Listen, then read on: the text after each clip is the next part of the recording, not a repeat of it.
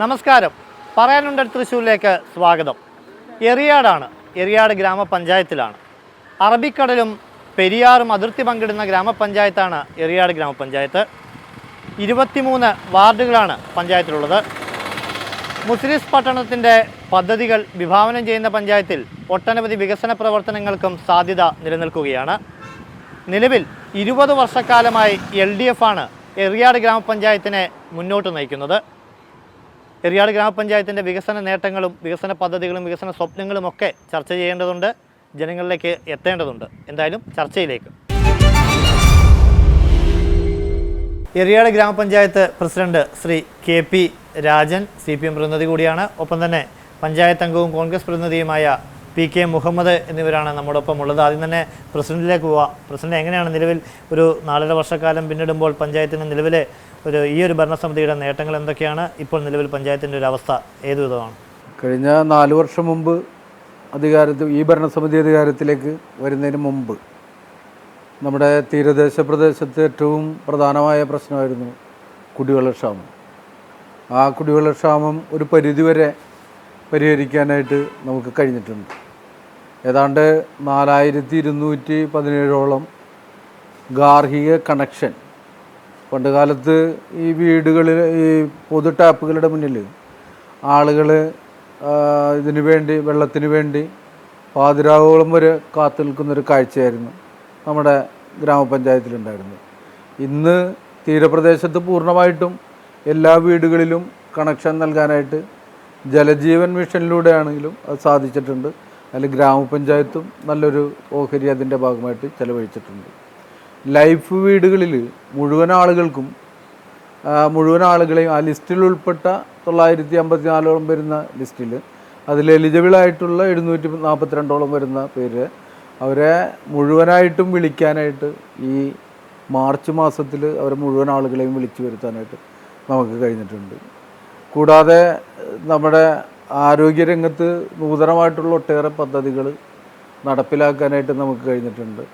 മുഴുവൻ ഘടക സ്ഥാപനങ്ങളും ഗ്രാമപഞ്ചായത്തിൻ്റെ ഘടക സ്ഥാപനങ്ങളിലും സോളാർ പാനൽ വെച്ച് അതിനെ നമ്മൾ പ്രകാശത്തിലൂടെ വൈദ്യുതി എന്നുള്ളത് കൈവരിക്കാനായിട്ട് കഴിഞ്ഞിട്ടുണ്ട്. ഊർജ്ജരംഗത്ത് നമ്മുടെ പ്രധാന നിരത്തുകളെല്ലാം പ്രകാശപൂരിതമാക്കാനായിട്ട് കഴിഞ്ഞിട്ടുണ്ട് എന്നുള്ളതാണ്. LED പഴയ ബൾബുകൾ മാറ്റി മുഴുവൻ LED ലാമ്പുകളാക്കി മാറ്റാനായിട്ട് നമുക്ക് കഴിഞ്ഞിട്ടുണ്ട്. കുറേയേറെ പ്രദേശങ്ങളിൽ അതിൻ്റെ സ്ട്രീറ്റ് മെയിൻ വലിക്കാനായിട്ട് നമുക്ക് കഴിഞ്ഞിട്ടുണ്ട്. റോഡുകൾ ഒരു പരിധിവരെ നമുക്ക് ടൈൽ വിരിക്കാനും അതിൻ്റെ പണി പൂർത്തീകരിക്കാനൊക്കെ കഴിഞ്ഞിട്ടുണ്ട്. അങ്ങനെ അടിസ്ഥാന സൗകര്യരംഗത്ത് പശ്ചാത്തല സൗകര്യങ്ങളിലെല്ലാം ഇപ്പോൾ 2021-22 ആദ്യമായി എറിയാട് ഗ്രാമപഞ്ചായത്ത് പദ്ധതി പണം ചെലവഴിക്കുന്നതിൽ 100% കൈവരിച്ച പഞ്ചായത്ത്. ഇന്നിപ്പോൾ 2024-25 വർഷത്തെ പദ്ധതി പൂർത്തിയാകുമ്പോൾ 104% ജില്ലയിൽ 4ാം സ്ഥാനത്താണ്. 96 പഞ്ചായത്തുകളിലുള്ളതിൽ അതിൽ 4ാം സ്ഥാനത്ത് എറിയാട് ഗ്രാമപഞ്ചായത്താണ്. സംസ്ഥാനത്ത് ഇന്ന് 66ാം സ്ഥാനത്ത് പദ്ധതി പണം ചെലവഴിച്ച് പഞ്ചായത്ത് നിൽക്കുന്നുണ്ട്. കഴിഞ്ഞ 4 വർഷമായിട്ട് നികുതി പണം പിരിച്ചെടുക്കുന്നതിൽ അത് കൃത്യമായിട്ട് ചെയ്യുന്നതിൽ 100% 4 വർഷവും കൈവരിച്ചിട്ടുണ്ട്. പരമാവധി എല്ലാ രംഗങ്ങളിലും പൂർണ്ണമായി എന്നുള്ള വാദങ്ങളൊന്നുമില്ല, എന്നാൽ പോലും പരമാവധി എല്ലാ മേഖലകളിലും എല്ലാവരുടെയും സഹകരണത്തോടു കൂടി ഇതിനെ സഹകരിച്ച് ഒരുപാട് ആളുകളുണ്ട്. ഇത്രയേറെ മുന്നോട്ട് പോകുന്നതിന് കാരണക്കാരായിട്ടുള്ള എല്ലാവരും, അതിൽ രാഷ്ട്രീയ കക്ഷി ഭേദങ്ങളില്ലാതെ ഉദ്യോഗസ്ഥ ഭരണസമിതി ഭേദങ്ങളില്ലാതെ നല്ല രീതിയിൽ മുന്നോട്ട് പോകാനായിട്ട് കഴിഞ്ഞിട്ടുണ്ട്. ഈ ലൈഫ് മിഷൻ അടക്കമുള്ള പദ്ധതികളുണ്ട്. മറ്റേ വികസന പ്രവർത്തനങ്ങൾ വേറെ എന്തെങ്കിലും തരത്തിൽ ഇപ്പം സാംസ്കാരിക രംഗത്ത് കലാകായിക രംഗത്ത് അങ്ങനെ എന്തെങ്കിലും പ്രത്യേകമായ പദ്ധതികൾക്കോ ആസൂത്രണം ചെയ്തിട്ടുണ്ടോ പഞ്ചായത്ത്? എല്ലാ വർഷത്തെയും സാംസ്കാരിക പ്രവർത്തനങ്ങൾ നല്ല രീതിയിൽ പൊതുജനാരോഗ്യമായിട്ട് ബന്ധപ്പെട്ട് നമ്മൾ ഈ ഓപ്പൺ ജിംനേഷ്യങ്ങൾ സ്ഥാപിച്ചിട്ടുണ്ട്. പിന്നെ നമ്മളായിരിക്കും ചിലപ്പോൾ ജില്ലയിൽ ആദ്യമായിട്ട് ഈ SC പദ്ധതി ഇപ്പോൾ ഏറ്റവും കൂടുതൽ പണം ചെലവഴിച്ചത് എറിയാട് ഗ്രാമപഞ്ചായത്താണ്. ഏതാണ്ട് 74 ലക്ഷം രൂപയോളം അതിനു വേണ്ടി ചെലവഴിച്ചിട്ടുണ്ട്. പിന്നെ നമ്മുടെ കുടിവെള്ളവുമായിട്ട് ബന്ധപ്പെട്ടിട്ടുള്ള പദ്ധതി, അതല്ലാതെ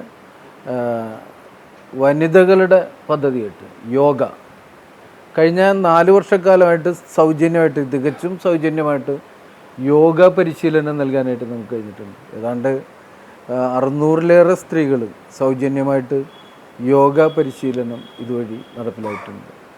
ഈ കാലത്തിനിണങ്ങുന്ന തരത്തിൽ പുതിയ പദ്ധതികൾ എന്നുള്ള നിലയ്ക്ക് നമ്മൾ മെൻസ്ട്രൽ കപ്പ് ആദ്യമായിട്ട് പരീക്ഷിച്ച് നടപ്പിലാക്കിയതും നമ്മുടെ പഞ്ചായത്തിലാണ്. നമ്മുടെ പഞ്ചായത്ത് ജെൻഡർ ബജറ്റ് പാസ്സാക്കിയ ജില്ലയിൽ ആദ്യത്തെ പഞ്ചായത്താണ് നമ്മുടെ പഞ്ചായത്ത്. അതുകൊണ്ട് തന്നെ മെൻസ്ട്രൽ കപ്പ് വിതരണം ചെയ്യാനായിട്ട് കഴിഞ്ഞിട്ടുണ്ട്. ഏതാണ്ട് 1000-ലധികം ആളുകൾക്ക് അതിൻ്റെ ഒരു ഉപയോഗം ലഭിച്ചിട്ടുണ്ട്. ഈ മാലിന്യമുക്ത നവകേരളം പദ്ധതിയിൽ എറിയാണ്ട ഒരു സംഭാവന എത്രത്തോളം? മാലിന്യമുക്ത നവകേരളം പദ്ധതിയുടെ ഭാഗമായിട്ട് മാലിന്യം മൂടിക്കിടന്നിരുന്ന പല തോടുകളും ശുചീകരിക്കാനായിട്ട് നമുക്ക് കഴിഞ്ഞിട്ടുണ്ട്. നിരത്തുകളെല്ലാം ശുചീകരിക്കുകയും അതിൻ്റെ ഭാഗമായിട്ട് ഹരിതകർമ്മസേനയുടെ പ്രവർത്തനം വിപുലമാക്കാനായിട്ട് നമുക്ക് കഴിഞ്ഞിട്ടുണ്ട്. MCF ആ രീതിയിൽ ശക്തിപ്പെടുത്താനായിട്ട് നമുക്ക് കഴിഞ്ഞിട്ടുണ്ട്. ഓക്കെ, എന്തായാലും പഞ്ചായത്ത് അംഗത്തിലേക്ക് കൂടി പോകേണ്ടി വരും. എങ്ങനെയാണ് നിലവിൽ ഈ ഒരു ഭരണസമിതിയെ വിലയിരുത്തുമ്പോൾ ഈ പറഞ്ഞ പഞ്ചായത്ത് പ്രസിഡന്റ് പറയുന്ന പോലെ ആൾ 100% പറയുന്നില്ല, എന്നാൽ പോലും ചെയ്യാൻ പറ്റുന്ന കാര്യങ്ങളൊക്കെ ചെയ്തു എന്നാണ് അവകാശപ്പെടുന്നത്? തീർച്ചയായും ഈ ഭരണസമിതി അധികാരത്തിൽ വന്നതിന് ശേഷം പദ്ധതി വിഹിതങ്ങൾ ചെലവഴിക്കുന്നതിൽ ഒത്തൊരുമിച്ച് നിന്നിട്ട് നല്ല രീതിയിൽ നമുക്ക് മുന്നോട്ട് പോകാൻ കഴിഞ്ഞിട്ടുണ്ട്. അതിന് പരിപൂർണ പിന്തുണ ഞങ്ങൾ ഉൾപ്പെടുന്ന പ്രതിപക്ഷമെന്ന് പറയും, ഭരണസമിതിയിൽ ഇല്ലെങ്കിലും നമുക്ക് അങ്ങനെ ഉണ്ടല്ലോ, എല്ലാവിധ പിന്തുണയും ഞങ്ങൾ കൊടുത്തിട്ടുണ്ട്. ഞങ്ങൾക്ക് അതിനനുസരിച്ചിട്ടുള്ള അംഗീകാരവും കിട്ടിയിട്ടുണ്ട്.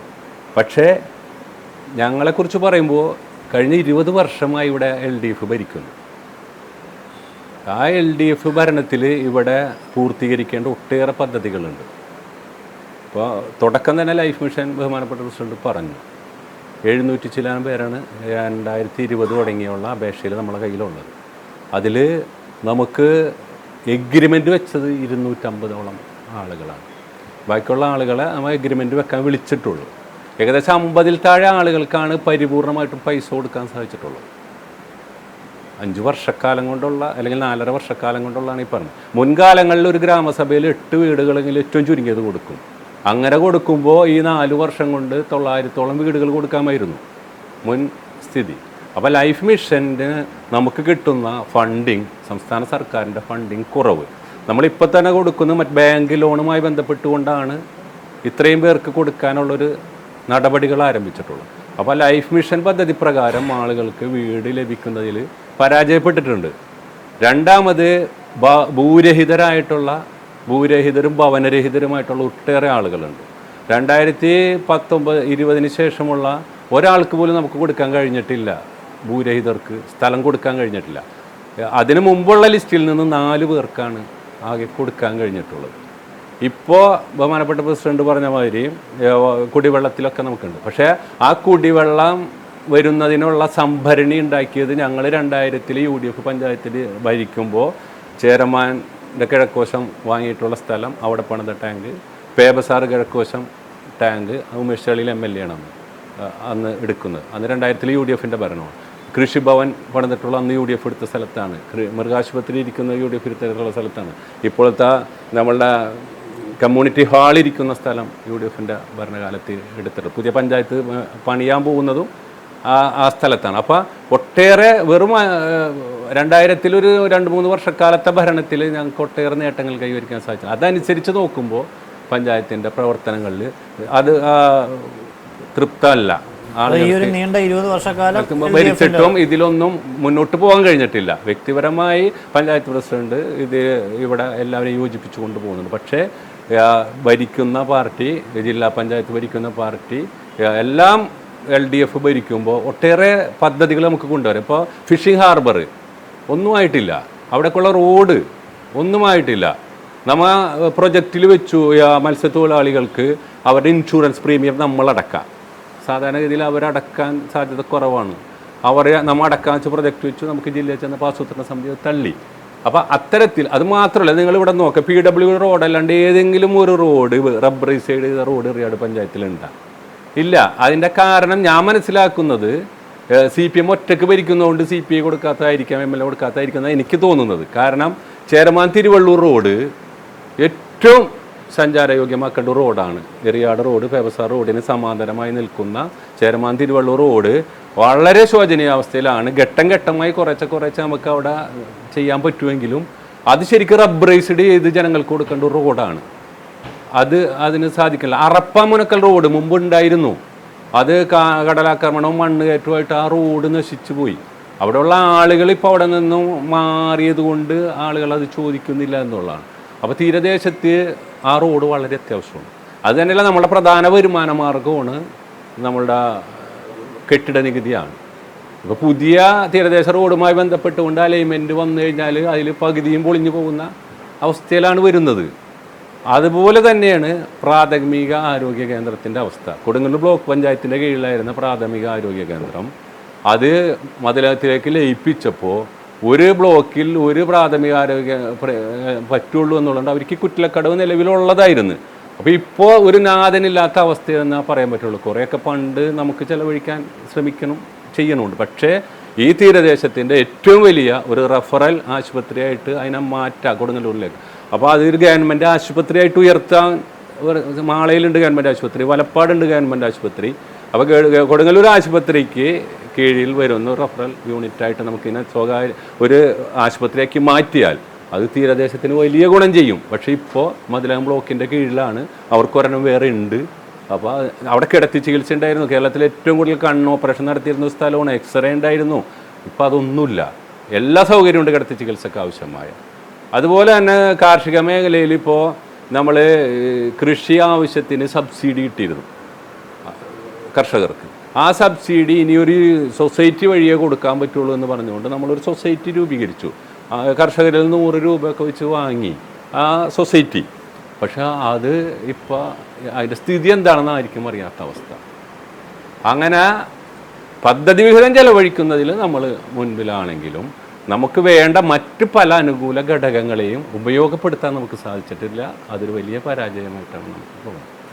പ്രസിഡന്റ് പ്രധാനമായി ആരോപിക്കുന്നത് പദ്ധതി വിഹിതം ചെലവഴിക്കുന്നതിൽ കുഴപ്പമില്ല, തൃപ്തരാണ്. പക്ഷേ പദ്ധതികൾ എങ്ങും എത്തുന്നില്ല, പദ്ധതികൾ ഉണ്ടാവുന്നില്ല എന്നുള്ളതാണ് പ്രധാന ആക്ഷേപം. ഈ പദ്ധതി വിഹിതം ചെലവഴിക്കുമ്പോഴാണല്ലോ പദ്ധതികൾ ഉണ്ടാകുന്നത്. അത് ചെലവഴിച്ചുകൊണ്ടാണല്ലോ പദ്ധതികൾ ഉണ്ടാവുക, അല്ലേ? അപ്പോൾ പദ്ധതികൾ ഉണ്ടായിട്ടുണ്ട് എന്നുള്ളത് സത്യമാണല്ല. പദ്ധതി വിഹിതം ചെലവഴിക്കപ്പെടുമ്പോൾ പദ്ധതികൾ ഉണ്ടായിട്ടുണ്ട്. അപ്പോൾ അതിൽ പറഞ്ഞൊരു വിഷയം ലൈഫിനെ സംബന്ധിച്ചാണ്. ലൈഫിനെ സംബന്ധിച്ച് നമ്മളിപ്പോൾ എല്ലാവരെയും വിളിച്ചിട്ടുണ്ട്. ലൈഫ് ലിസ്റ്റിൽ ഉൾപ്പെട്ട എല്ലാവരെയും വിളിച്ചിട്ടുണ്ട്. അതിൽ ഭൂരഹിതരായിട്ടുള്ള ആളുകൾക്ക് സ്ഥലം വാങ്ങിക്കൊടുക്കുന്നതിനുള്ളൊരു പ്രായോഗിക തടസ്സങ്ങൾ ഉണ്ടായിട്ടുണ്ട്. അത് മാറ്റിയെടുക്കാവുന്നുള്ളൂ. കാരണം എന്താണെന്ന് വെച്ചാൽ മുഴുവൻ ഭവനരഹിതരെ വിളിച്ചു കഴിഞ്ഞു. ഇനിയിപ്പോൾ നമുക്ക് വിളിക്കാനുള്ളത് ഭൂരഹിതരായിട്ടുള്ള ആളുകളെയാണ്. ചേരമാൻ തിരുവള്ളൂർ റോഡ് ഏതാണ്ട് ഗ്രാമപഞ്ചായത്തും ജില്ലാ പഞ്ചായത്തും ഫണ്ട് വെച്ച് ഏതാണ്ട് പൂർത്തീകരിച്ചിട്ടുള്ള ഒരു റോഡാണത്. ഈ പറയുന്ന CPIക്കാർ അങ്ങനെ ഒരു ഇടതുപക്ഷത്തിൽ അങ്ങനെ ഒരു പ്രശ്നങ്ങൾ ഉണ്ടായിട്ടായിട്ട് എനിക്ക് തോന്നിയിട്ടില്ല. തോന്നലായിട്ട്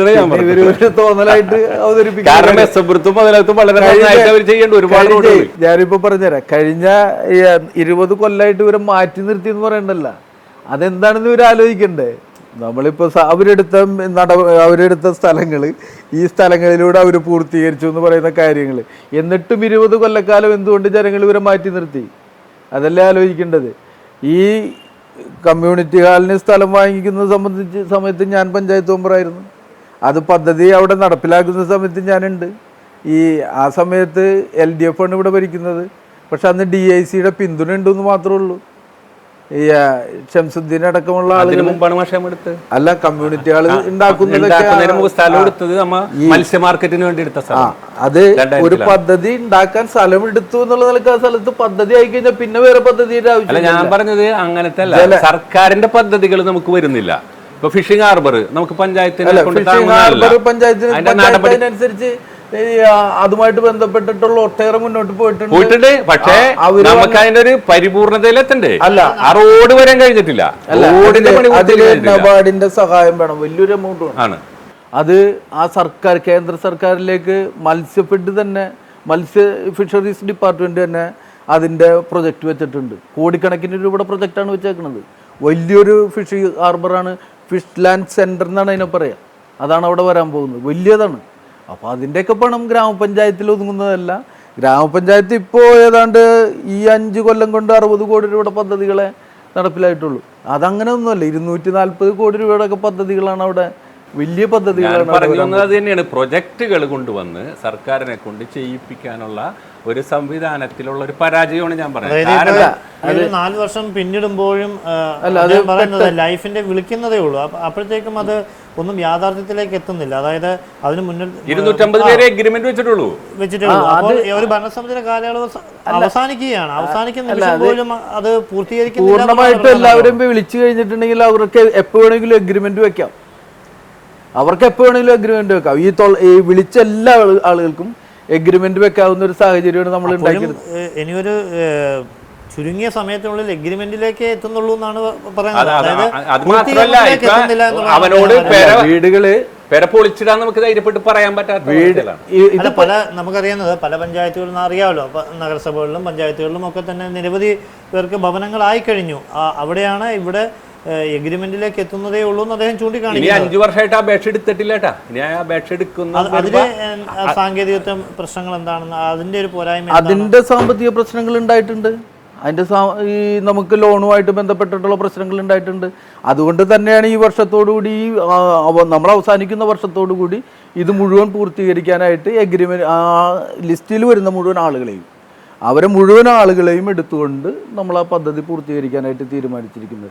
ഇപ്പോൾ ഏതാണ്ട് 2.5 കോടി രൂപ നമ്മൾ ഈ 2025-26 വർഷത്തെ പദ്ധതിയിൽ ലൈഫിന് വേണ്ടി മാത്രം മാറ്റിവെച്ചിട്ടുണ്ട്.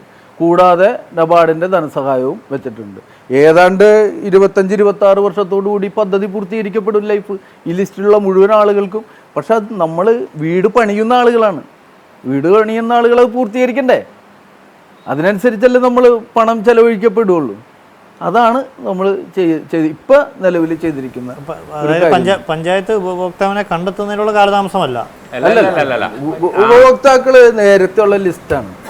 ആ ലിസ്റ്റിലുള്ള ആളുകളെ നോക്കി നമ്മള് 2019 ലിസ്റ്റ് അന്വേഷണം കഴിഞ്ഞ് 2020 പ്രസിദ്ധീകരിക്കും. ആ ലിസ്റ്റിന് 1000 അപേക്ഷകർ വന്നതിന് 900 ചില്ലാനം ആളുകൾക്ക് അർഹത കണ്ടെത്തി. അതിൽ നിന്നും 250 ആളാണ്. അല്ല, അതില് തന്നെ എലിജിബിൾ ആയിട്ടുള്ള 240ഓളം പേരുള്ളൂ. ബാക്കിയുള്ളവര് ചിലപ്പോ സ്വന്തം പണിതു, കിട്ടാൻ വൈകുന്നതുകൊണ്ട് പണിതു. അങ്ങനെ സാമ്പത്തിക പ്രശ്നം തന്നെയാണ് അതിന് ഒരു പ്രധാന ഘടകമായിട്ട് തീർത്തു കഴിഞ്ഞിട്ടുണ്ട്. അത് ഈ പ്രാദേശിക റോഡുകളുടെ കാര്യങ്ങൾ പറഞ്ഞു. ഈ തിരുവള്ളൂർ റോഡ് ഇനിയും ഒരുപാട് ഇനിയില്ല. അത് നമുക്ക് നേരിട്ട് ഒന്നിത് കഴിഞ്ഞിട്ട് 5 മിനിറ്റ് അവിടെ പോയി നിന്നിട്ടുണ്ടെങ്കിൽ കാണാൻ പറ്റും. അല്ല, പാലം ഇറങ്ങുമ്പോഴത്തെ ജസ്റ്റ് ഒരു മാത്രം സ്ഥലമുള്ളൂ, ബാക്കി എല്ലായിടത്തും ടൈലിട്ട് കഴിഞ്ഞത്. ആധുനിക രീതിയിലുള്ള റോഡുകളൊന്നും പഞ്ചായത്തിൽ ഇല്ലെന്നാണ് അദ്ദേഹം പറയുന്നത്. മറ്റുള്ള പഞ്ചായത്തുകളിലൊക്കെ റബ്ബറൈസ്ഡ് റോഡുകൾ പോലും നമ്മളെ സംബന്ധിച്ച് കൊടുങ്ങല്ലൂരിലേക്ക് പോകുന്ന പ്രധാന റോഡുകൾ ഒന്ന് ചന്തപ്പുര റിയാട് റോഡ്. അത് PWD റോഡാണ്. അത് ഏറ്റവും ആധുനിക സൗകര്യത്തിലാണ്. രണ്ടാമത്തെ റോഡ് പടാകുളം വഴിയുള്ള പേവസാർ വഴിയുള്ള റോഡാണ് കൊടുങ്ങല്ലൂരിലേക്ക്. അതും ആധുനിക സൗകര്യം. മൂന്നാമത് അഞ്ചപ്പാലം വഴി മേത്തല വഴി പോകുന്ന റോഡാണ്. അതും ആധുനിക സൗകര്യത്തിലുള്ളതാണ്. ഇതിന്റെ ഇടയിലൊക്കെ റോഡുകൾ ഉണ്ടാക്കി നമ്മള്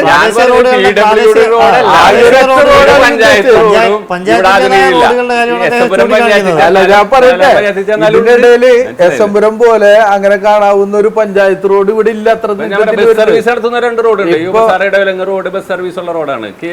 കുഞ്ഞേനി റോഡ് ബസ് സർവീസ്. ഈ യുവസാർ അങ്ങനെ ചെയ്യാം. അതിന്റെ കുറച്ച് കഴിയുമ്പോൾ ഇടവിലങ്ങ് പഞ്ചായത്താണ്. ഒരു 100-300 മീറ്റർ കഴിയുമ്പോ ഇടവിലങ്ങ് പഞ്ചായത്തല്ലേ അത്? അല്ല, എന്നാലും ഇടവിലങ്ങ് പഞ്ചായത്താണ്. അങ്ങനെ അത് പക്ഷെ ഈ പഞ്ചായത്തില് വലിയ റോഡുകൾ ഒരു ഒഴിഞ്ഞുമാറലല്ലേ ശരിക്കും. പല പഞ്ചായത്തുകളും പറയുമ്പോൾ ഈ ബോർഡറുകൾ വരുമ്പോൾ പല ഇപ്പൊ എസംപുരം പഞ്ചായത്തിൽ അങ്ങനെ ഒരു PWD റോഡ് ഇല്ല. ഈ പറഞ്ഞ മാതിരി ഇങ്ങനെ നീട്ടത്തില് 3 റോഡുകള് ഈ എസംപുരം പഞ്ചായത്തിൽ അല്ല, 3 റോഡുകളില്ലല്ലോ ഇതുപോലെ.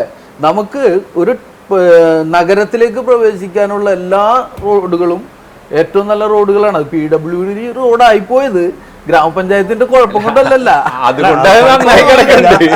അപ്പുറത്തേക്ക് പ്രാദേശിക റോഡുകളുടെ കാര്യമാണ് അദ്ദേഹം പറയുന്നത്. എന്തായാലും ഈ അങ്ങനത്തെ റോഡുകൾ അത്ര നീട്ട് ഇപ്പൊ പറഞ്ഞ റോഡ് അത് യാഥാർത്ഥ്യമാണ്. ഈ നമ്മുടെ കടല് ആക്രമണം മൂലം അത് ശരിയാണ്. ആ റോഡ് ഈ പറഞ്ഞ റബ്ബറൈസ്ഡ് റോഡല്ല, പക്ഷെ പ്രാദേശിക അപ്രോച്ച് റോഡായിരുന്നു. അത് കടല് കയറി ഇല്ലാതായി പോയ റോഡാണ്. അവിടെ നമുക്ക് പുതിയ സംവിധാനങ്ങൾ ഉണ്ടാക്കേണ്ടതാണ്. അതിൽ യാതൊരു സംശയമൊന്നുമില്ല. അതിനൊക്കെ നമ്മൾ പിന്നുള്ള വിഷയം പറഞ്ഞുതരാം. പെരുന്തോട് ബ്ലാങ്ങാച്ചാൽ തോടാണ്. അതായത് ഈ റോഡിൻ്റെ പടിഞ്ഞാറശുള്ള ബ്ലാങ്ങാച്ചാൽ തോടും പെരുന്തോടുമാണ് നമ്മളുടെ പഞ്ചായത്തിലെ അതിരൂക്ഷമായ വെള്ളക്കെട്ടിന് വലിയ പരിഹാരം. പുഴയിലേക്ക് കടന്നിലും പുഴയിൽ നിന്ന് കടലിലേക്ക് ചെല്ലുന്നത് ഇത് 4.5 കിലോമീറ്റർ വരുന്നതാണ്. ഇത് ഇത്രയും കൊല്ലമായിട്ട് നമുക്ക് അതിൻ്റെ 2 സൈഡ് ഭിത്തി കെട്ടി പൂർത്തീകരിക്കാൻ സാധിച്ചിട്ടില്ല. എല്ലാ കൊല്ലവും ഇപ്പം ഞങ്ങൾ വന്നതിന് ശേഷം കുറച്ച് കെട്ടുന്നുണ്ട്. പക്ഷേ ഇതൊരു പദ്ധതിയാക്കി എടുത്തുകൊണ്ട് ഇറിഗേഷനെ കൊണ്ടോ പഞ്ചായത്തിന്റെ ഫണ്ടൊന്നും അതിൽ പോരാ, പഞ്ചായത്ത് മുൻകൈ എടുത്ത് അത് ഇറിഗേഷനെ കൊണ്ട് 2 സൈഡ് കൊണ്ടുവരണ്ട്. വെള്ളക്കെട്ടിന് വലിയ ഇത് 2 തോടുകൾ എന്ന് പറയുന്നത്, ഒന്ന് ബ്ലാങ്ങാച്ചാൽ തോട് ഏതാണ്ട് 4.5 കിലോമീറ്റർ വരും, വലിയ തോട് പെരുന്തോട് 5 കിലോമീറ്ററോളം വരും. ഈ 2 തോടിൻ്റെയും സൈഡ് കെട്ടി വലിയൊരു പ്രൊജക്റ്റ് വേണം, വൻ പ്രൊജക്റ്റ് വേണം. അതിന് ആവശ്യമായ നടപടികൾ നമ്മൾ ഇറിഗേഷനുമായിട്ട് ബന്ധപ്പെട്ടിട്ട് നമ്മൾ സ്വീകരിച്ചിട്ടുണ്ട്.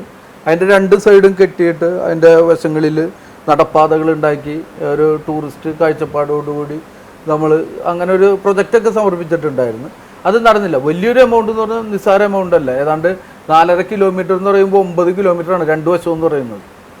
ഇതിൻ്റെ ഇപ്പുറം എന്ന് പറയുമ്പോൾ 10 കിലോമീറ്ററാണ്, 10 കിലോമീറ്റർ വരും. അപ്പോൾ ഏതാണ്ട് 19 കിലോമീറ്ററോളം ഇത് ഈ സൈഡ് കെട്ടി വൃത്തിയാക്കേണ്ടതാണ്. ഏതാണ്ട് ജില്ലാ പഞ്ചായത്തിൻ്റെയും നഗരസഞ്ചയയുടെയും പദ്ധതി പ്രകാരം ഇപ്പോൾ നമ്മൾ വന്നതിന് ശേഷം ഏതാണ്ട് 1.5 കോടിയോളം രൂപ നമ്മൾ ചെലവഴിച്ചിട്ടുണ്ട്. നമ്മൾ ഇതിൻ്റെ 2ൻ്റെയും പ്രധാനപ്പെട്ട ഭാഗങ്ങളിൽ മണ്ണ് കയറി കടൽ കയറുമ്പോൾ മണ്ണ് കയറി വരുന്ന ഭാഗങ്ങളെല്ലാം നമ്മൾ ഈ ബ്ലാങ്ങാച്ചാൽ തോടിൻ്റെ കുറേ ഭാഗങ്ങൾ നമ്മളിപ്പോൾ കെട്ടി പാർശ്വഭിത്തി കെട്ടി വൃത്തിയാക്കിയിട്ടുണ്ട്. ഇനി വളരെ കുറച്ച് സ്ഥലങ്ങളെ അതിൻ്റെ ഭാഗമായിട്ട് ഇറിഗേഷൻ്റെ ഒരു ഫിനാൻഷ്യൽ സ്റ്റാറ്റസ് അനുസരിച്ച് അവർക്ക് ചെയ്യാനായിട്ട് ഉണ്ടാവുകയുള്ളൂ. അത്രയും നമ്മൾ ചെയ്തിട്ടുണ്ട്. ഒന്ന് നഗരസഞ്ചയ പദ്ധതി പ്രകാരം 1.5 കോടി രൂപയോളം നമ്മൾ ചെലവഴിച്ചിട്ടുണ്ട്. ഇപ്പോൾ അവിടെയൊക്കെ ചെയ്യണുണ്ട്. ഇപ്പോൾ 3-ാം വാർഡ് മൂക്കാട് വാർഡൊക്കെ നമ്മൾ ഗ്രാമപഞ്ചായത്ത് ചെയ്യണതുണ്ട്. ഞാൻ പറഞ്ഞത് പക്ഷേ അതൊരു വലിയൊരു പ്രൊജക്ട് നമുക്ക് ഇറിഗേഷൻ കൊണ്ട് ഏൽപ്പിച്ച് അത് ചെയ്ത് പൂർത്തീകരിക്കാൻ സാധിക്കുന്നില്ല. നമ്മൾ അവിടെ ഇവിടെയൊക്കെ ചെയ്യണം. പക്ഷെ അതല്ല, പഞ്ചായത്ത് മുതൽ സംസ്ഥാനം വരെ ഭരിക്കുന്ന ഒരു പാർട്ടിക്ക് അതിനെ ഉപയോഗിച്ച് നഗരസഞ്ചയ പദ്ധതി എന്ന് പറയുന്നത് നമ്മുടെ ഫണ്ടല്ല, 1.5 കോടി നമ്മുടെ ഫണ്ടല്ല. അത് കോർപ്പറേഷന് തൃശ്ശൂർ കോർപ്പറേഷൻ കിട്ടുന്ന ഫണ്ടാണ്. ആ ഫണ്ടാണ് നമ്മൾ ഉപയോഗിച്ചത്. അങ്ങനെയല്ലേ ഉപയോഗിക്കാൻ പറ്റുള്ളൂ. തീർച്ചയായും. ഈ അദ്ദേഹം പറഞ്ഞ പോലെ പ്രാഥമിക ആരോഗ്യ കേന്ദ്രങ്ങളുടെ കാര്യങ്ങൾ, പ്രാഥമിക ആരോഗ്യ കേന്ദ്രം ബ്ലോക്ക് പഞ്ചായത്താണ് അതിൻ്റെ ചുമതലക്കാർ എന്നുണ്ടെങ്കിൽ പോലും നമ്മളതിൽ പിന്മാറുന്നില്ല. നമ്മളവിടെ അടിസ്ഥാന സൗകര്യങ്ങൾ ഏർപ്പെടുത്താൻ നമ്മൾ തന്നെ 77 ലക്ഷം രൂപ 2 കൊല്ലമൊക്കെ ആയിട്ട് നമ്മൾ ഓരോ ഈ മരുന്ന് വാങ്ങിക്കാനും അവിടുത്തെ ഉപകരണങ്ങൾ വാങ്ങിക്കാനും അവിടുത്തെ പ്രൈമറി പാലിയേറ്റീവ് സിസ്റ്റത്തിനും ഒക്കെ നമ്മൾ ചെലവഴിക്കുന്നുണ്ട്. തൊട്ടപ്പുറത്ത് താലൂക്ക് ഹോസ്പിറ്റൽ ഏറ്റവും സജ്ജമായി കിടക്കുന്ന ഒരു ഹോസ്പിറ്റലുള്ളപ്പോൾ ഇതിനെ ഇവിടുത്തെ തീരദേശത്തെ ആളുകൾക്ക് അത്യാവശ്യം അവിടെ ചികിത്സയ്ക്കുള്ള സൗകര്യങ്ങൾ നിലവിലിപ്പോഴുണ്ട്. കൂടുതൽ സൗകര്യങ്ങൾ ഏർപ്പെടുത്തേണ്ടതാണെങ്കിൽ നമുക്ക് കൂടുതൽ സർക്കാരുമായിട്ട് ആലോചിച്ചിട്ട് അതിന് ആവശ്യമായിട്ടുള്ള കാര്യങ്ങൾ ഇടപെടണം. ഇതുവരെ ഇടപെട്ടിട്ടുണ്ട് നമ്മൾ. ഓക്കെ. ഈ നേരത്തെ സൂചിപ്പിച്ച പോലെ തന്നെ എനിക്കൊന്ന് കാർഷിക മേഖലയുടെ കാര്യം പറഞ്ഞു. കാർഷിക മേഖലയിൽ അതായത് കർഷകരെ എല്ലാം ഉൾപ്പെടുത്തിക്കൊണ്ടൊരു സമിതി രൂപീകരിച്ചെങ്കിലും അതിന് മുന്നോട്ട് പോകാൻ 100 രൂപ അടക്കം ഫീസടക്കം വാങ്ങി സൊസൈറ്റി രൂപീകരിച്ചിട്ടുണ്ട്. കൃഷിഭവനാണ്, പഞ്ചായത്തല്ല, കൃഷിഭവനാണ്. പക്ഷെ കൃഷിഭവൻ നമ്മളുടെ കീഴിൽ വരുന്ന അതൊരു സ്വാശ്രയ സംഘമാണ്. പക്ഷെ അത് പ്രവർത്തനം കാർഷിക മേഖലയ്ക്കുള്ള ഞാൻ പറയട്ടെ, അവര് സ്വാശ്രയ സംഘമാണ്. നിങ്ങളിങ്ങോട്ട് ഇവിടെ നിന്ന് അങ്ങോട്ട് ഇറങ്ങുമ്പോൾ തൊട്ട് മുന്നിലൊരു പച്ചക്കറി കട കാണാം. അതാ സ്വാശ്രയ സംഘത്തിന്റെ കടയാണത്, അത് അവരുടെയാണത്. അവരാണത് നടത്തിക്കണത്, അവരെ കൊണ്ട് നടത്തിക്കണതാണ്. അപ്പോൾ അത് പഞ്ചായത്തുമായിട്ട് ബന്ധപ്പെട്ടൊന്നുമില്ല. കാർഷിക മേഖലയ്ക്ക് കാർഷിക മേഖല നമ്മുടെ പഞ്ചായത്ത് നേരിടുന്ന ഒരു പ്രധാന പ്രശ്നം ഓക്കി ഒന്നല്ല. ഓക്കി വന്നതിന് ശേഷം നമ്മുടെ തീരദേശ വാർഡുകളിലൊന്നും അങ്ങനെ കാർഷിക കാര്യങ്ങൾ വൃത്തി ചെയ്യാന്നുള്ളത് ഭയങ്കര ബുദ്ധിമുട്ടാണ്. മണ്ണിൽ ലവണാംശം കൂടി ചെളിയും ഇതൊക്കെ കയറി അങ്ങനെ കുറേ മരങ്ങളൊക്കെ നശിച്ചു. പിന്നെ നമുക്ക് നമ്മുടെ പഞ്ചായത്തിൻ്റെ കിഴക്കൻ മേഖലയാണ് നമുക്കതിൽ നോക്കാവുന്നത്. അവിടെ അത്യാവശ്യം കൃഷി മറ്റു കാര്യങ്ങളൊക്കെ നടക്കുന്നുണ്ട്. തെങ്ങിന് ഞങ്ങൾ പഞ്ചായത്ത് കമ്മിറ്റി തീരുമാനിച്ചാണ് തെങ്ങിൻ്റെ ഒരു വലിയൊരു സംവിധാനം ഏർപ്പെടുത്തിയിട്ട് തെങ്ങിൻ്റെ ഇങ്ങനെ നശിക്കപ്പെടുന്നതിനൊരു പരിഹാരം കാണണം എന്നുള്ള രീതിയിലുള്ള പ്രൊജക്റ്റുകളൊക്കെ ഉണ്ടാക്കിയതാണ്. പക്ഷെ അത് പൂർണ്ണമാക്കാനായിട്ട് ഈ പറയുന്നത് ഇപ്പോൾ അവിടെ കിഴക്കൻ മേഖലയിൽ മാത്രം കൃഷി നടക്കുന്നുള്ളൂ, വേറെ അങ്ങനെ കൃഷികളൊന്നും ഇല്ല. ഈ കലാ കായിക സാംസ്കാരിക രംഗത്ത് പഞ്ചായത്തിൻ്റെ ഒരു സംഭാവന എത്രത്തോളമാണ്? ഇപ്പോൾ നേരത്തെ വനിതകളുടെ കാര്യത്തിൽ പറഞ്ഞു, വനിതാ ശാക്തീകരണത്തിന് ഒരു ജിം അടക്കം പറയുന്നു. അത്തരം ഈ കലാസാഹിത്യ സാംസ്കാരിക രംഗത്ത് അവർക്ക് വനിതകളുടെ ഫിറ്റ്നസ് സെന്റർ, യോഗ പരിശീലന കേന്ദ്രം, അല്ല അത് പറഞ്ഞു. അതിനൊപ്പം തന്നെ ഈ ഒരു മേഖലയിലേക്ക് പഞ്ചായത്തിന് ഇപ്പം നമുക്കറിയാം യുവാക്കളെ ലഹരിയിൽ നിന്നും അകറ്റാൻ വേണ്ടി അത്തരം പരിപാടികൾ, പദ്ധതികൾ ജില്ലയിൽ ആദ്യമായിട്ട് അങ്ങനെ ഒരു പ്രൊജക്റ്റ് ഏറ്റെടുത്ത പഞ്ചായത്ത് അത്. കുട്ടികൾക്ക് ചെസ് പരിശീലനം പഞ്ചായത്ത് ഇപ്പോൾ ആരംഭിച്ച് കഴിഞ്ഞു. അത് ഇപ്പോൾ ഏതാണ്ട് തീരാറായി. 2 സ്കൂളിലും കുട്ടികൾക്ക് ചെസ് പരിശീലനം നമ്മൾ കൊടുക്കുകയാണ്. നീന്തൽ പരിശീലനം അത് ഏതാനും ദിവസങ്ങൾക്കുള്ളിൽ അതിൻ്റെ ഇതാരംഭിക്കും. പദ്ധതി 24-25 പദ്ധതിയാണ്. അതുപോലെ ഫുട്ബോൾ പരിശീലനം, ഇതൊക്കെ നടക്കുന്ന പദ്ധതികളാണ്. ഇതൊക്കെ കുട്ടികൾക്കിടയിലുള്ള ഇപ്പോൾ പറഞ്ഞ ഈ രാസലഹരിയുമായിട്ട് ബന്ധപ്പെട്ട വിഷയങ്ങളിൽ നിന്നും പിന്മാറാനായിട്ട് അവരെ പ്രാപ്തരാക്കുന്നു. എല്ലാ ലൈബ്രറികൾക്കും പുസ്തകങ്ങൾ നമ്മളെല്ലാ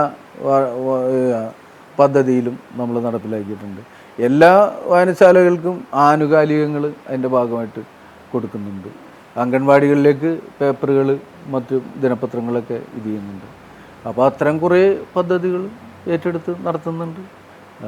പല പഞ്ചായത്തുകളും നമ്മൾ കേൾക്കുന്നത് ഈ ഭരണം നേരത്തെ പറഞ്ഞ പോലെ തന്നെ ഇപ്പോൾ CPIMൻ്റെ കാര്യം പറഞ്ഞ പോലെ തന്നെ ഈ പ്രതിപക്ഷ മുന്നണിയിലുള്ള ആളുകളുടെ വാർഡുകളിലേക്ക് ഈ പഞ്ചായത്ത് വിഹിതം കിട്ടാത്ത അവസ്ഥ, അഥവാ കിട്ടിയാൽ തന്നെ മറ്റേ ഭരണപക്ഷത്തിൻ്റെ േക്കാളും കുറവ് ലഭ്യമാകുന്നു. ഈ പഞ്ചായത്തിൽ അങ്ങനെ അത്തരം വലിയ ഒരിക്കലും അങ്ങനെ ഉണ്ടായിട്ടില്ല. പക്ഷപാതങ്ങളൊന്നുമില്ല, വിവേചനങ്ങൾ തന്നെ നമുക്ക് അതിനെ വിലയിരുത്താം. ഞങ്ങളെ ആയ നിലയിൽ ഒരിക്കലും അവഗണിച്ചിട്ടില്ല. അതിൻ്റെ പേരിൽ തന്നെ ഞങ്ങളുടെ പരിപൂർണ പിന്തുണയും ഈ പദ്ധതി വിധം ചെലവാക്കുന്നതിലൊക്കെ നമ്മളുടെ ഭാഗത്തുനിന്ന് ഉണ്ടായിട്ടുണ്ട്. ഒറ്റക്കെട്ടായിട്ട് തന്നെയാണ് പഞ്ചായത്തിന്റെ ദൈനംദിന കാര്യങ്ങളായാലും വികസന കാര്യങ്ങളായാലും ഒന്നും വേറെ അങ്ങനെ ഉണ്ടായിട്ടില്ല. പൊതുവെ പല പഞ്ചായത്തുകളുടെയും പ്രധാന ഒരു ആരോപണമാണ് നമ്മൾ കേൾക്കണം. പക്ഷെ ഇവിടെ അങ്ങനെ മാറ്റി നിർത്തല വേർതിരിവൊന്നും ഉണ്ടായിട്ടില്ല. ഞങ്ങൾ പറയണത് അവരും കേൾക്കും, എന്നിട്ട് ചോദിച്ചൊരു തീരുമാനം എടുത്തിട്ട് പോകുന്നു. ഞാൻ പറഞ്ഞു വന്നത് പദ്ധതി വിഹിതമല്ലാത്ത വലിയ മുനിസിപ്പാലിറ്റിയിലെ ജനസംഖ്യ ഉള്ള ഒരു പഞ്ചായത്താണത്. 2011 46 60,000-60,000 വന്നിട്ട് കഴിഞ്ഞിട്ടുണ്ടാവും. 2 പഞ്ചായത്തുകൾ അവരുടെ കാലഘട്ടം കഴിഞ്ഞ ഒരു പഞ്ചായത്താണ്. വരില്ല. പ്രത്യേകിച്ച് കോസ്റ്റൽ ബെൽറ്റ് മുസ്രിസ് പൈതൃക പദ്ധതിയിൽ പെടുന്ന ഒരു പഞ്ചായത്താണ്. ടൂറിസം അടക്കം ഉള്ള പദ്ധതികളിലേക്കൂടെ മുനക്കൽ ബീച്ച് ഏറ്റവും വിസ്തൃതമായ പ്രദേശം. അപ്പൊ അതിന് ഫിഷറീസ് ഡിപ്പാർട്ട്മെന്റുമായി ബന്ധപ്പെട്ടുകൊണ്ട് ഒക്കെ നമുക്ക് വലിയ പ്രൊജക്ടുകൾ കൊണ്ടുവരാൻ സാധിക്കും എന്നാണ് ഞങ്ങൾ അതിനൊരു ഈ 20 വർഷക്കാലം അതിന് ആവശ്യമായ സമയം തന്നെ അല്ലേ ശരിക്കും അതിലേക്കൊക്കെ ഫോക്കസ് ചെയ്യേണ്ട ഒരു ഉണ്ടായിട്ടില്ലേ? അങ്ങനെയൊക്കെയല്ലേ വന്നത് മുസ്ലിം പ്രൊജക്ട് ഒക്കെ വന്നത്. ആ വന്നതിന് സ്പീഡ് പോരാന്നുള്ളതാണ് ഞങ്ങളുടെ അത് വന്ന പദ്ധതിക്ക് അപ്പുറത്തേക്ക് വന്നതിനപ്പുറത്തേക്ക് പഞ്ചായത്തിനെ എത്തിക്കുക എന്നുള്ളതാണല്ലോ. അല്ല ഇപ്പോ മുസിരീസ് മുനക്കൽ ബീച്ച് ഇപ്പൊ അത് ഏറ്റവും വലിയ ബീച്ചുകളും ഏറ്റവും നല്ല സംവിധാനങ്ങളുമായിട്ട് ഇപ്പൊ അവിടെ മാറിയിട്ടുണ്ട്. അതൊക്കെ ഈ കഴിഞ്ഞ 20 വർഷക്കാലത്തിനിടയിൽ വന്ന മാറ്റങ്ങൾ തന്നെയാണ്. ഇവിടെ ഉണ്ടായിട്ടുള്ള റോഡുകളും ഇവിടെ ഉണ്ടായിട്ടുള്ള മാറ്റങ്ങളെല്ലാം അതിന്റെ ഭാഗമായിട്ട്. സംസ്ഥാനം നമുക്കറിയാലോ തീരദേശ ഹൈവേ കടന്നു പോകുന്ന പഞ്ചായത്താണ്. ഇപ്പം ഈ നിലവിൽ നമ്മുടെ പഞ്ചായത്തിന്റെ ഒരു സ്ഥലപരിമിതി എനിക്ക് തോന്നുന്നു കാണുന്നുണ്ട്. ഒരു വികസനം പഞ്ചായത്ത് കെട്ടിടത്തിലേക്ക് കൂടെ അടക്കം എത്തിച്ചേരേണ്ട ഒരു സാഹചര്യം പഞ്ചായത്ത് സംസ്ഥാന സർക്കാർ 2 കോടി രൂപ ബജറ്റിൽ വകയിരുത്തിയിട്ടുണ്ട്. ഈ ബജറ്റിൽ നമ്മൾ നേരത്തെ നമുക്ക് പറഞ്ഞതിൻ്റെ അടുത്ത് നമ്മൾ പഞ്ചായത്ത് കെട്ടിടത്തിന്റെ പ്ലാനും മറ്റു കാര്യങ്ങളും ഏതാണ്ട് തയ്യാറായിട്ടുണ്ട്. എല്ലാം അതിൻ്റെ എല്ലാ കാര്യങ്ങളും അദ്ദേഹം സൂചിപ്പിച്ച ഈ വികസനം വരുമ്പോൾ ഇപ്പോൾ തീരദേശ ഹൈവേ വരുമ്പോൾ പഞ്ചായത്തിൻ്റെ തനത് ഫണ്ടിലേക്ക് വേണ്ട പണം കിട്ടേണ്ട ചില കെട്ടിടങ്ങൾ നഷ്ടപ്പെടുമ്പോൾ അതിന് പരിഹാരമായിട്ട് എന്തെങ്കിലും പദ്ധതികളോ അല്ലെങ്കിൽ അതിന് പകര സ്ഥാപനങ്ങളോ എല്ലാം പഞ്ചായത്ത് മുന്നിൽ കണ്ടിട്ടുണ്ട്? അല്ല, നേരത്തെ 18.68 ആയിരുന്നു ഇതിൻ്റെ വീതി എന്ന് പറയുന്നത്. ഇപ്പോൾ 15.3 എത്തിയിട്ടുണ്ട്. അപ്പോൾ നേരത്തെ പോയിരുന്ന കെട്ടിടങ്ങളൊന്നും അങ്ങനെ വലിയൊരു കെട്ടിടങ്ങളുടെ പോക്ക് ഉണ്ടാവാനായിട്ടുള്ള ഒരു സാധ്യതയില്ല. പിന്നെ ഒരു ഹൈവേ വരുമ്പോൾ അല്ല, ഇപ്പോൾ കെട്ടിടങ്ങളില്ലാത്തടത്ത് പോലും കെട്ടിടങ്ങളില്ലാത്തടത്ത് പോലും കെട്ടിടങ്ങൾ പുതിയത് വരില്ലേ? പുതിയതൊരു ഇപ്പോൾ 66-ന്റെ കാസർഗോഡ് മുതൽ തിരുവനന്തപുരം വരെ ഏറ്റവും വലിയ മഹാനഗരം രൂപം കൊള്ളാൻ പോകുന്നു 2 സൈഡിലുമായിട്ട് ഇല്ലേ? അപ്പൊ അതുപോലെ ഇവിടെയും അങ്ങനെ പുതിയ സ്ഥലങ്ങൾ, പുതിയ കെട്ടിടങ്ങളും വരും. അതുകൊണ്ടാണ് ഞങ്ങൾ പറയണത് ഇത് ബീച്ചിൽ കൂടെ വരണമെന്ന് ഞങ്ങൾ പറയുന്നത്. നഷ്ടപ്പെടുന്നതിന് പകരമായ വല്ല പദ്ധതികളോ അതിന്, അതായത് തനത് ഫണ്ട് ശേഖരണം നടത്താൻ പദ്ധതികളോ വല്ലതും ആസൂത്രണം ചെയ്യുന്നുണ്ടോ പഞ്ചായത്തിന്റെ കാര്യം എന്നാണ് ചോദിക്കുന്നത്? പുതിയതായ പദ്ധതികൾ അത്തരത്തിലുള്ള അല്ല, നമ്മളങ്ങനെ ഈ തീരദേശ പാത രൂപപ്പെട്ടു വരുമ്പോൾ അതുമായിട്ട് ബന്ധപ്പെട്ട് വരുന്ന പുതിയ പദ്ധതികൾ നമുക്ക് ആലോചിക്കേണ്ടി വരും. അങ്ങനെ നമുക്ക് ഇപ്പോൾ അഴീക്കോട് പാലം വരെയാണ് ഒരുവിധം പണി നടന്നുകൊണ്ടിരിക്കുന്നത്. നമുക്ക് ഒരു ബസ് സ്റ്റാൻഡില്ല സത്യത്തിൽ. മുനമ്പത്തുള്ള ഒരുപാട് ബസ്സുകൾ ഇങ്ങോട്ട് കടന്നു വരാം, ഇവിടെയുള്ള ബസ്സുകൾ അപ്പുറത്തേക്കും പോകാം, ആളുകൾക്ക് കുറേ കൂടെ സൗകര്യം. നമുക്കൊരു ബസ് സ്റ്റാൻഡ്, ഷോപ്പിംഗ് കോംപ്ലക്സ്. അല്ല, അത് നമ്മൾ കഴിഞ്ഞ ബജറ്റിൽ അതിന്റെ സാധ്യതകൾ പരിശോധിച്ചിട്ട് നമ്മൾ അംഗീകരിച്ചിട്ടുണ്ട്. അതുപോലെ തന്നെയാണ് ഇപ്പോൾ ഏറ്റവും വലിയ റോഡ് സൈഡ് കയ്യേറ്റം. ഇപ്പൊ സ്വന്തം കടയുള്ളവൻ തന്നെ അത് പൂട്ടിയിട്ട് അല്ലെങ്കിൽ ഒഴിഞ്ഞിട്ട് റോഡ് സൈഡിൽ വന്ന് ആധുനിക രീതിയിലാണ് പണിയുന്നത്. അപ്പൊ ഒന്നില്ലെങ്കിൽ അവരെ പുനരധിവസിപ്പിച്ചിട്ട് ആ റോഡ് കയ്യേറ്റം ഒഴിവാക്കി നമുക്ക് ജനങ്ങൾക്ക് യാത്രാ സൗകര്യം കൂടുതൽ കൂട്ടണം. അപ്പോൾ അവരെ പുനരധിവസിപ്പിക്കേണ്ടത് പഞ്ചായത്താണ്. അപ്പോൾ അവരെ പുനരധിവസിപ്പിക്കണമെങ്കിൽ നമ്മൾ അവർക്കൊരു മാർക്കറ്റ് കണ്ടെത്തേ തീരൂ. അപ്പോൾ വലിയ കയ്യേറ്റമാണ് നടന്നുകൊണ്ടിരിക്കുന്നത്. അവർ ആധുനിക, പണ്ടെന്ന് പറഞ്ഞാൽ 4 സൈക്കിൾ വീലുമുള്ളൊരു ആയിരുന്നു. ഇന്നിപ്പോൾ ലൈറ്റും സംവിധാനങ്ങളും വെച്ചിട്ടാണ് അവർ ചെയ്യുന്നത്. അവിടെയാണെങ്കിലോ നമുക്ക് ഒരു പരിശോധനയും പറ്റൂല. ഒരു കടയായിട്ടിരിക്കണവന് നമ്മൾ ലൈസൻസ് ഇല്ല, മറ്റതില്ല, മറിച്ചില്ല, പൊല്യൂഷൻ ഇല്ല എന്ന് പറയാം. പക്ഷെ ഇവനോടൊന്നും പറയാനും പറ്റാത്ത അവസ്ഥ. യാത്രക്കാർക്ക് ഇപ്പൊ ഇങ്ങോട്ട് കിടന്ന് ഒരു വണ്ടി വെക്കാൻ പറ്റാത്ത അവസ്ഥ. വഴിയോര കച്ചവടക്കാർക്കും ലൈസൻസ് വേണം എന്നുള്ളതാക്കിയിട്ടുണ്ട്. അപ്പോൾ അതിൻ്റെ ഇതനുസരിച്ച് വരുമ്പോൾ നമുക്കതിൽ അല്ല, ഇപ്പൊ തന്നെ മാറ്റേണ്ടി വരും. അവരൊക്കെ ഈ പാതയായിട്ട് ബന്ധപ്പെട്ടിട്ട് ഇവർ ഈ റൂട്ടിലുള്ളവരെ മുഴുവൻ ഒഴിപ്പിക്കേണ്ടതായിട്ട് വരും. ഈ പറഞ്ഞതിലൊക്കെ കുറേ കാര്യങ്ങളുണ്ട് നമ്മൾ. പക്ഷെ അവർ ഈ പറയുന്ന ജീവിതം എന്നുള്ളത് മുന്നിൽ കാണിച്ചാണ് അവരൊക്കെ എല്ലാവരും നിലനിൽക്കുന്നത്. അപ്പോൾ അവരൊഴിവാക്കുമ്പോൾ നമ്മൾ സ്വീകരിക്കേണ്ടത് കുറേ നിലപാടുകളുണ്ട്, കുറേ നടപടികൾ എടുക്കേണ്ടതുണ്ട്. പെട്ടെന്ന് അങ്ങോട്ടൊന്നും ഒഴിപ്പിക്കാനായിട്ട് പറ്റില്ല. ആ ഒരു ഇതിനപ്പുറത്തേക്ക് കൂടുതൽ ഇപ്പോൾ പഞ്ചായത്തിൽ ഏറ്റവും കൂടുതൽ ജനങ്ങൾ ഇപ്പോൾ കുടിവെള്ള പ്രശ്നം ഒന്നാണെന്ന് പറയുന്നുണ്ട്. അതിനപ്പുറത്തേക്ക് പഞ്ചായത്തിലെ ജനങ്ങൾ നേരിടുന്ന ഏറ്റവും വലിയൊരു പ്രശ്നം അല്ലെങ്കിൽ പ്രതിസന്ധി അല്ലെ എന്തെങ്കിലും ഒരു പരിഹരിക്കപ്പെടാത്ത കാര്യമായിട്ട് ഇപ്പോഴും എന്തെങ്കിലും നിലനിൽക്കുന്നുണ്ടോ പഞ്ചായത്തിൽ? ജനങ്ങളുടെ ഏറ്റവും വലിയൊരു പാർപ്പിട പ്രശ്നമാണ്. പാർപ്പിടവും കുടിവെള്ളവുമാണ് തന്നെ. ഒരു മക്കളുടെ വിദ്യാഭ്യാസം, മക്കളുടെ വിവാഹമൊക്കെ ആയിട്ട് ഒരുപാട് ആളുകൾ വീട് വിറ്റുപോയ ആളുകളുണ്ട്. അവരൊക്കെ ഇന്ന് വാടക വീടുകളിൽ ഇങ്ങനെ മാറിക്കൊണ്ടിരിക്കുകയാണ്. അപ്പോൾ ഈ പാർപ്പിട പ്രശ്നമാണ് ഞാൻ മനസ്സിലാക്കിയെടുത്തോളം ഏറിയാട് പഞ്ചായത്തിൽ ഏറ്റവും പ്രധാനപ്പെട്ടത്. ഈ ആദ്യഘട്ടത്തിൽ ലൈഫ് ഭവന പദ്ധതിയിൽ ഈ ഓല വീടുകൾ മാറ്റലായിരുന്നു ആദ്യത്തെ പ്രയോറിറ്റി കൊടുത്തിരുന്നത്. രണ്ടാം ലൈഫ് പദ്ധതിയിൽ പ്രയോറിറ്റി കൊടുത്തിരുന്നത് SC, അതിദരിദ്രർ, മത്സ്യത്തൊഴിലാളികൾ, ഈ വിഭാഗങ്ങൾക്കാണ് പ്രയോറിറ്റി കൊടുത്തത്.